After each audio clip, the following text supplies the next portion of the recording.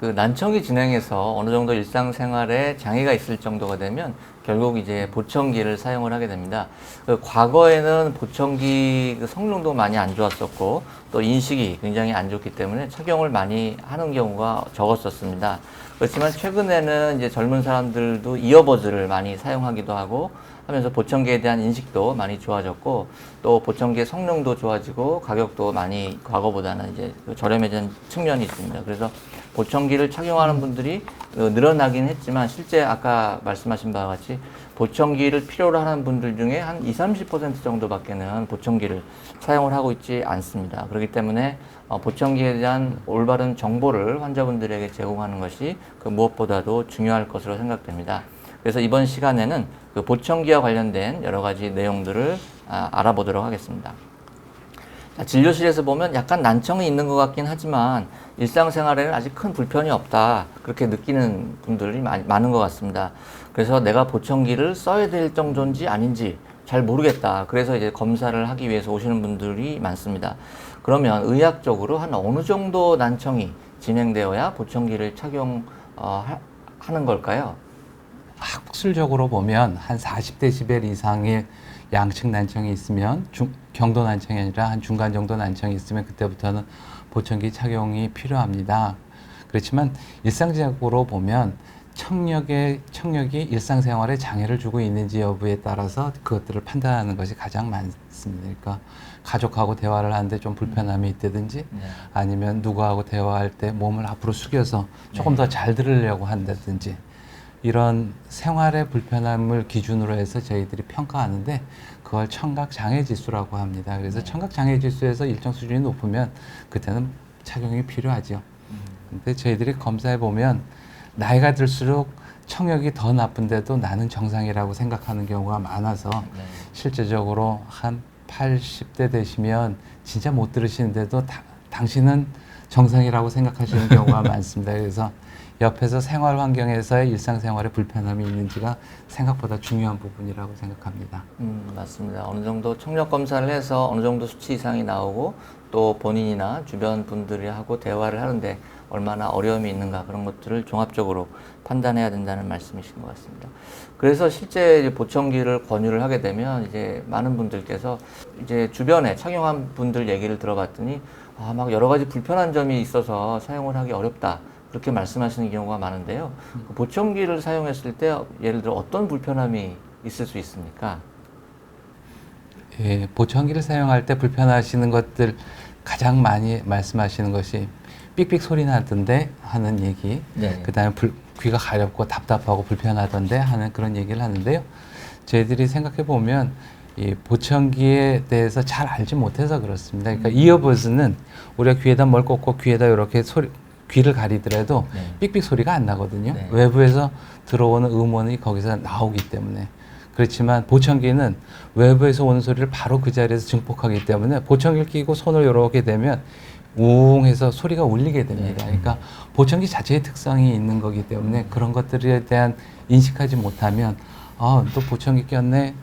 모양이 어때? 해서 손 옆으로 가서 만져보면 삑삑거리니까 더 보청기는 불편한 것이라고 오인할 가능성이 높습니다. 그러니까 그건 보청기가 일을 잘하고 있다고 하는 뜻이기 때문에 그런 것에 대한 안내까지도 저희가 할 필요가 있지 않나 싶습니다. 네. 착용했을 때 그런 불편감 그런 것뿐만 아니고 착용을 했는데도 말소리가 너무 크게 들린다든지 울려서 들린다든지 왕왕거린다 그렇게 그 말씀을 하시는 경우가 있는데 그런 건 왜 그런 걸까요? 그 보청기를 끼게 되면은 이 소리를 증폭하기 위해서 귀에다가 이렇게 강하게 넣어야 됩니다. 그러면은 이 저음역에 있는 소리를 상당히 많이 증폭을 시키기 때문에 우리가 음식을 씹는다든지 또는 이게 이불이 움직인다든지 이런 소리들이 많이 증폭이 돼가지고 그렇게 소리가 들리게 됩니다. 그래서 그것을 적응하는 과정도 필요하고 그것을 조절해가는 과정이 필요하다고 할 수 있겠습니다. 그렇게 착용 후에 생기는 여러 가지 불편을 해결하는 것도 역시 이비인후과 저희 전문의들이 해야 될 일인데 정현웅 교수님께서는 그런 경우에 어떻게 처방을 하고 어떤 방법을 제시해 주십니까? 그러니까 보청기 끼어서 불편한 거가 이제 너무 울리고 너무 크게 들리고 이렇게 막 쨍그란 소리에 너무 날카롭고 소리를 들어도 무슨 소리인지 못 알아듣겠고 뭐 이런 것들이 있는데 물론 이제 보청기의 한계가 일부는 있지만 그거보다는 보청기를 너무 늦게 착용해서 생기는 일이거든요. 우리가 이제 앞서 좀 잠깐 논의했지만 소리를 못 들으면 뇌는 쪼그라드는 거가 이제 일반적인 거죠. 우리가 이제 근육을 못 쓰고 이렇게 캐스트에서 기부스를 하면 근육이 쪼그라드는 것처럼 똑같이 뇌도 쪼그라들기 때문에 보청기가 보여서 창피하다고 너무 늦게 하시면 뇌는 쪼그라든 상태에서 다시 큰 소리를 넣어주면 이게 이제 시끄럽고 울리고 잘 안 들리는 거죠. 그래서 이런 불편감들이 있는 거가 너무 늦게 해서 하는 거가 첫 번째 원인이기 때문에 환자분들은 혹시 이제 내가 귀가 나쁘다면 빨리 보청기를 하는 거가 이런 어려운 점, 이렇게 불편한 점을 이렇게 피해가는 지름길인 것 같습니다. 예, 그 말이 맞는 것 같습니다. 그러니까 저희들도 환자를 보면 보청기를 10년, 20년 이렇게 착용하신 분들은 절대 그런 불편함을 이야기를 안 하십니다. 근데 이제 최근 들어서 나이가 들어서 보청기를 착용하시는 분들이 꼭 그런 이야기를 하시거든요. 그래서 미리 난청이 있으시면 빨리 보청기를 착용하시는 게 오히려 참 더 적응하는 데 도움이 되실 것 같습니다. 그리고 이제 두 번째 한 가지 더 덧붙이면 이제 어르신들이나 좀 연세 드신 분들이 보청기를 서로 빌려서 끼워봐요.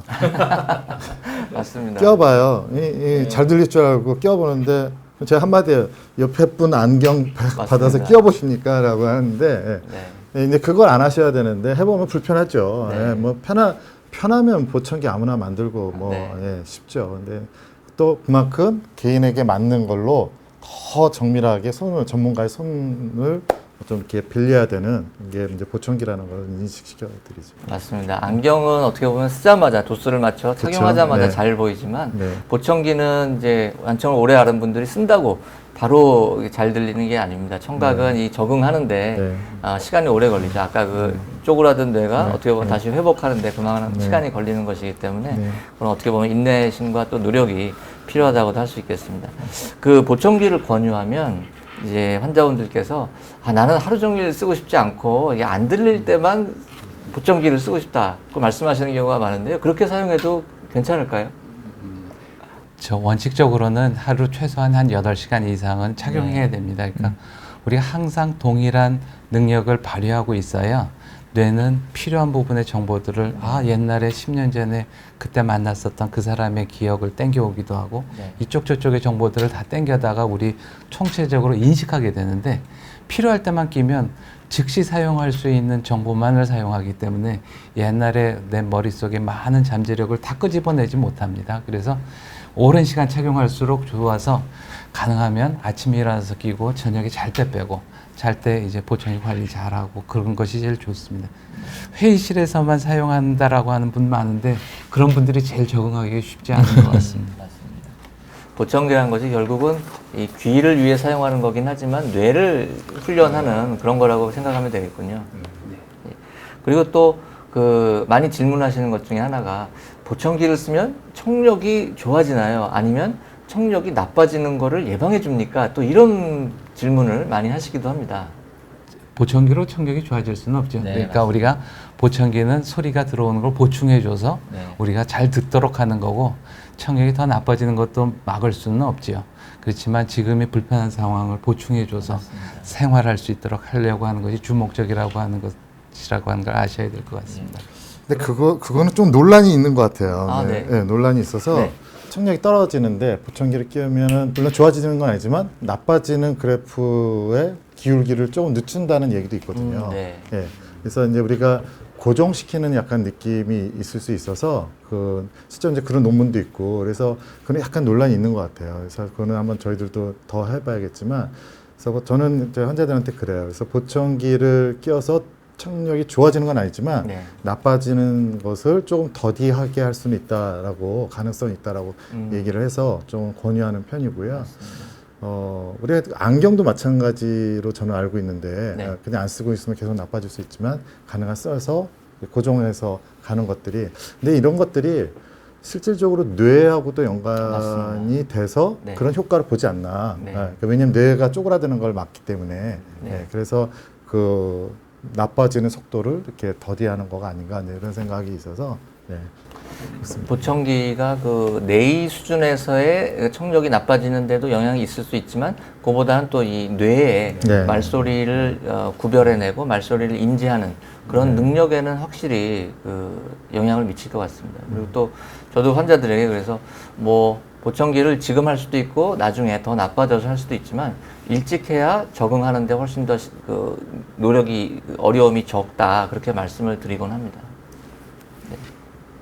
그러면 그 많은 분들이 또 관심이 있는 게 보청기가 너무 이제 비싸다, 경제적으로 부담이 된다는 경우도 있는데 최근 보청기 가격은 한 얼마 정도라고 할 수 있을까요?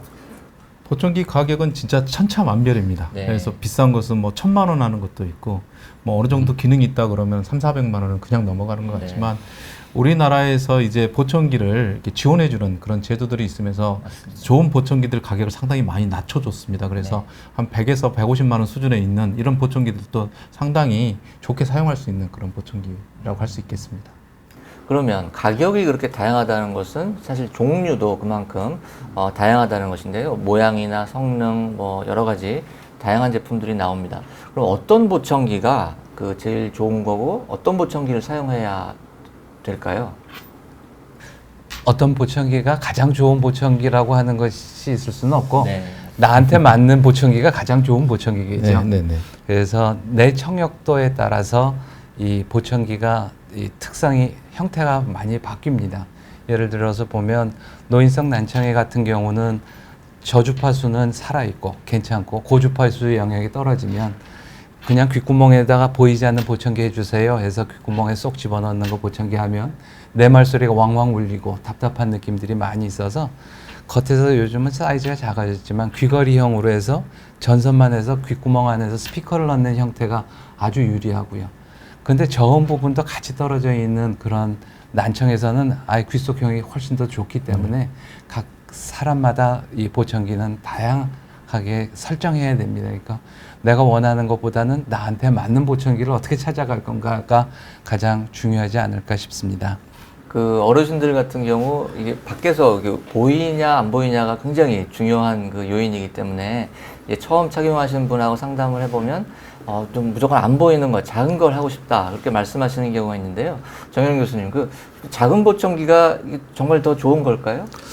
최 교수님이 말씀하신 것처럼 이렇게 청력에 따라서 증폭량, 소리를 얼마나 증폭할 것이냐를 결정해서 네. 보청기를 결정하는 게 제일 중요한 것 네, 같아요. 그래서 그냥 작은 거라고 무조건 좋은 게 아니고 네.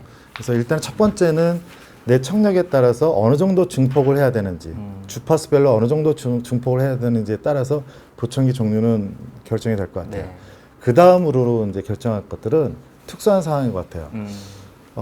전화를 많이 하시는 분들, 요즘에는 이제 이렇게 연세 드신 분들이 전화를 이제 문자하는 것보다 전화를 하시는데, 그러면 전화랑 직접 보청기하고 이렇게 스트리밍이 되는, 직접 연결이 되는, 네. 네, 블루투스처럼 연결되는 네, 네. 근데 이런 기능을 찾는 분들이 많더라고요. 뭐 저희 장인 장모님도 똑같고. 근데 그거는 그런 보청기가 기능이 있는 거 있고 없는 게 있습니다. 급여 보청기는 거의 없습니다. 예. 그래서 이제 저는 200에서 한 250만 원 정도 되는 보청기가 우리나라 나와 있는 거, 그 정도는 이제 전화기하고 스트리밍이 이제 직접 되는 것들이 있어서 네. 혹시 이제 연세 드신 분들 중에 좀 사회 활동이 많으신 분들은 이제 오히려 그런 거를 제가 권하시는 편이고, 뭐 직업적으로 택시 기사 같은 분 이제 운전을 하시면 뒤에 분하고 이제 해야 되기 때문에 네. 그 경우에는 이제 보청기가 이렇게 우리가 마이크로폰이라고 해서 일종의 소리를 담는 스피커가 뒤도 향하고 있어야 되거든요. 예. 근데 이제 귓속 보청기로는 네. 그게 좀 불가능하기 때문에 네. 귀걸이 보청기. 본인은 귓속으로 쏙 들어가는 게 덜 네. 보일 거라고 생각하지만 귀를 약간 거는 거가 사실 그것도 잘 안 보이거든요. 네, 맞습니다. 요즘에 이제 하도 그런 걸 많이 끼워서 뒤에 소리를 잡기 때문에 훨씬 더 편하거든요. 네. 그래서 본인이 어떤 직업을 가지고 또 어떤 사회 활동을 하고 또 어떤 일들에 많이 더 하는지를 고려하는 것이 이제 두 번째 맞습니다. 조건인 것 같습니다. 그리고 너무 이제 작은 그 귀속형 보청기 같은 경우는 어르신들께서 이 배터리를 네, 갈거나 네, 관리를 하거나 그런데 네. 또 어려움을 겪는 경우도 많은 것 네, 같습니다. 네. 심지어는 이 배터리가 다 닳아서 네, 됐는데도 네, 네. 그걸 관리를 못 하시고 그냥 네. 고장난 줄 알고 갖고 오시는 경우도 있고요. 네, 네. 귀지가 막히거나 한 거를 네. 혼자 해결하기 어려운 경우도 있고 또 작으면 이게 이렇게 잘못 떨어뜨리거나 했을 때 분실하는 경우도 많이 있는 것 같습니다. 네, 네. 그렇기 때문에 그런 종합적인 상황들을 고려해서 자신에게 또 자신의 청력에 맞는 보청기를 고르는 것이 어떻게 보면 제일 좋은 방법이다라고 말씀드릴 수가 있겠습니다. 최근에 정부에서도 그 급여 보청기 지원을 이제 받는 경우가 많이 있습니다. 어떤 경우에 해당이 되는 건가요? 저 청각 장애에 해당이 되면 우리나라에서는 국가적으로 5년에 한 번씩 보청기를 하나씩 제공을 하고 있습니다. 네. 무상으로. 네. 그래서 그 보청기 성능을 보면 상당히 좋아요. 네. 그래서 하위 소득 순위로 보면 1, 2분위 정도 되면 전액 무료. 네. 그 다음에 그 이상은 한 10% 자기 부담하면 130만 원 정도의 보청기를 착용할 수 있으니까 나라에서 요즘 많은 도움을 받을 수 있어서 대화하는 데는 큰 지장이 없습니다. 그렇지만 꽤 많이 불편한 거거든요. 청각 장애가 된다고 하는 거는 네. 그 바로 직전 단계에 있는 분들이 참 보청기가 필요한데 네. 최근 정부에서 노인 보청기 지원 사업이라고 하는 것들을 많이 계획하고 있는데 저희 굉장히 기대하고 있습니다. 네. 도움 받으실 분들이 정말 많지 않을까 싶습니다. 예, 맞습니다. 이게 인구 고령화 때문에 난청인들이 계속 늘어나기 때문에 사실 실질적으로 보청기가 필요한 분들의 수는 앞으로 더 늘어날 것으로 예상되기 때문에 그 부분을 이제 그 정부 지원을 이끌어내기 위해서는 전문가들과 여러 시민단체들과 함께 좀 논의를 해야 되지 않을까 싶습니다. 도움을 드려야 될 것 같습니다. 네. 그리고 실제 우리나라에서는 이제 보청기를 병원에서 구매하는 경우도 있고 또 샵에서 구매하는 수 있는 경우도 있습니다. 그래서 실제로 어디서 구매를 해야 되냐고 문의하시는 분들도 많이 있는데요. 어떤 차이가 있을까요? 어디서 하건 큰 차이는 없을 것이라고 생각됩니다. 근데 청력이 급격하게 자꾸 변화가 있는 경우, 예를 들면 청력이라고 하는 거는 즉시 나빠졌을 때는 되돌이킬 수 있는데 그런 변화가 심한 경우에 있어서는 즉시 치료할 수 있는 병원에서 보청기를 하시는 것이 좋은 방법일 것 같고요. 네. 즉시 확인하고 치료하고 할 수 있으니까 일반 샵에서는 일정 기간 동안 큰 차이가 나타나지 않는다면 일정 수준의 청력을 그대로 유지하고 있다면 샵에서 하셔도 큰 차이는 없지 않을까 싶습니다. 그래도 그 보청기 적합평가라든지 이런 것들은 이게 주기적으로 하셔야 되는데 일단 한번 이렇게 사셔가지고 나는 보청기 있으니까 이걸로 그냥 쭉 사시는 그런 분들이 계시거든요. 그래서 이 보청기를 일단 하셨으면 샵을 가시든지 아니면 이비인후과를 가시든지 해서 내 보청기가 제대로 작동을 하고 있는지 또 내 청력하고 제대로 맞는지에 대해서 주기적으로 이렇게 검사를 하시는 것이 필요하다 할 수 있겠습니다. 네, 네. 맞습니다. 안경 쓰고 안경 시력표가 잘 나오는지 확인하는 것처럼 그래서 저 같은 경우는 네. 이렇게 사실 이제 안경과 달리 보청기는 조절을 자주 네, 맞습니다. 해야만 되고 정기적으로 검사를 해야만 되거든요. 네. 제일 중요한 거는 검사할 수 있는 능력과 검사할 수 있는 시설이 있느냐가 제일 중요한 것 같아요. 네. 예, 그것이 없더라면 샵에서 사는 거는 저는 심각하게 고민을 해봐야 된다고 생각을 하고요. 그래서 이제 지금은 대학병원이나 2차 의료원, 1차 개인 의원에서도 많이 이제 이 보청기를 다루고 있는데요. 근데 그 이유가 종합적으로 관리를 하고 체계적으로 길게 관리할 수 있기 때문인 것 같아요. 그래서 그 부분들은 필요로 하신 분들이 잘 판단을 하셔서 그렇게 할 수 있는 샵이면 충분히 가능하겠지만 그렇지 않다라면 또 고민을 해보셔야 될 것 같고 또 병원에서도 무조건 다 또 그렇게 다 하는 게 아니기 때문에 그래서 그런 부분들도 잘 고민을 하셔서 결정해야 될 것 같습니다. 맞습니다. 보청기는 어떻게 보면 구매하는 것보다는 구매 이후에 관리하고 꾸준히 사용을 하는 것이 더 중요하다고 말씀드릴 수 있기 때문에 그런 것들을 할 수 있는 뒷받침이 되는 그런 기관에서 구입을 하고 또 유지를 하는 것이 가장 좋을 것 같습니다. 보청기도 유효기간이 있습니까? 한번 사면 이게 얼마나 오래 쓸 수 있습니까? 자동차도 잘 관리하면 10년, 20년 탈 수 있는 것처럼 그 차이가 많은데 평균은 한 5, 6년 정도 봅니다. 그렇지만 내가 그걸 관리를 잘하고 하면 10년도 넘어 쓰시는 분 많고요. 네. 그래서 그 기능에 만족해서 일부러 안 바꾸시겠다라고 하시는 분도 있는 거 보면 저 어떻게 관리하느냐가 제일 중요한데 제일 중요한 게 전자제품이기 때문에 습기 관리가 제일 중요합니다. 네. 예. 우리 몸에서 계속 착용하고 있다 보면 습기가 거기 안에 들어가서 회로가 망가지거나 할 수 있으니까 그런 관리가 신경 쓰시면 오래 사용하실 수 있을 것으로 생각합니다. 그 양쪽 귀가 다 안 좋은 그런 환자분들 중에 나는 한쪽만 좀 먼저 써보고 싶다, 한쪽만 보청기를 사용하겠다 하는 분들도 있는데요. 어떻게 상담을 하십니까? 우선은 양쪽을 무조건 권합니다. 네. 네. 자꾸 오늘 안경 얘기만 나오네. 네, 안경을 한쪽만 끼고서 조절하는 거는 굉장히 불가능하거든요. 네, 양쪽을 하죠. 기본이 양쪽이니까. 네. 네, 똑같습니다. 그래서 양쪽을 해서 조절을 해야 되는데, 가령 이제 한쪽만 하는 경우는 청력이 한쪽은 너무 나빠서 기대하기가 쉽지 않고, 한쪽은 좀 좋아서 보청기 효과 기대가 크면 이쪽 기대가 큰 쪽부터 먼저 할 수는 있습니다. 네. 해서 본인도 확신을 갖고 굉장히 도움이 되구나라고 확신한 다음에 이제 반대편을 해서 이렇게 플러스 효과를 이제 할 수도 있고요.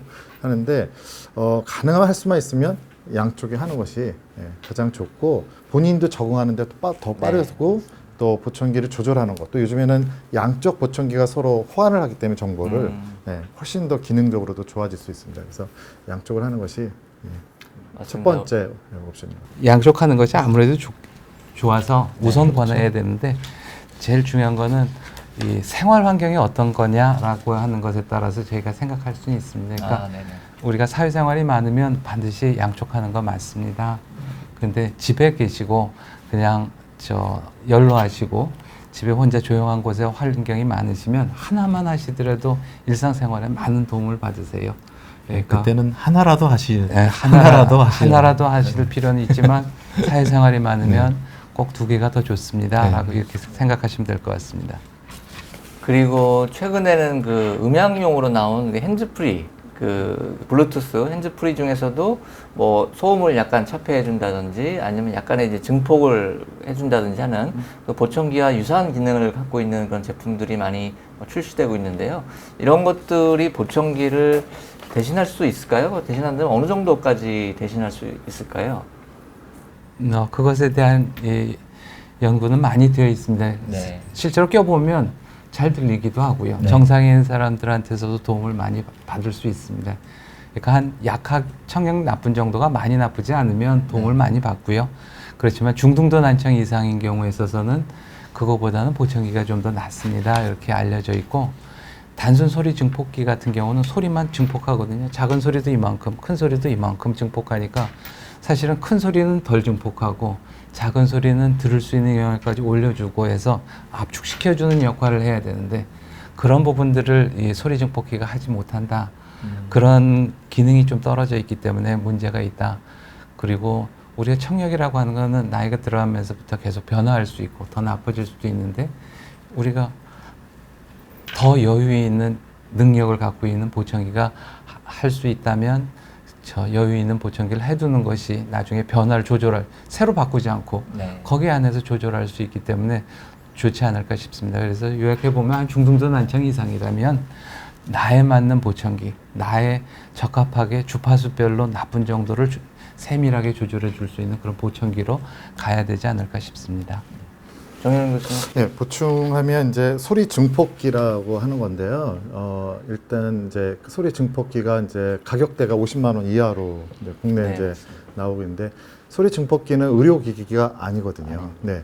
소리 증폭기 중에 의료기기로 인가가 된 게 제가 알기로는 하나가 있는데 뭐 한두 개 더 있을지 모르겠어요. 근데 어쨌든 의료기기가 아니라는 거는 질병에 쓸 수 없는 것으로는 돼 있습니다. 그래서 소리 증폭기는 거의 정상 청력에 가까운 사람들이 이제 불편할 때 쓰는 것으로 이제 되어 있는데, 실제로 경도 난청이나 뭐 이런 경우에는 일부 쓸 수도 있어요. 근데 이제 우리가 뭐 효도 상품이라고 해서 이렇게 그냥 이렇게 귀가 많이 나쁘신 분들한테 이렇게 선물하는 그런 건 아니라는 거는 맞습니다. 이제 인식을 하시고, 최 교수님 말씀하신 것처럼 더 조절이 가능한 소리 증폭기는 이렇게 2개밖에 조절이 안 되기 때문에 조절이 거의 안 되거든요. 그래서 더 조절이 가능한 보청기로 의료기기를 사용해야 될 것 같습니다.